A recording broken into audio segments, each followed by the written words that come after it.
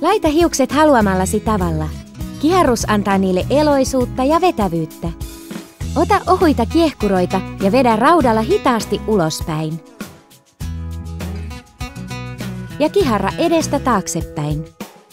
Laita panta pään ympärille ja katso, etteivät korvat jää törrölle. Vedä hiuksia päälaelta pannan läpi niin, että pannan eteen jää pieni töyssy.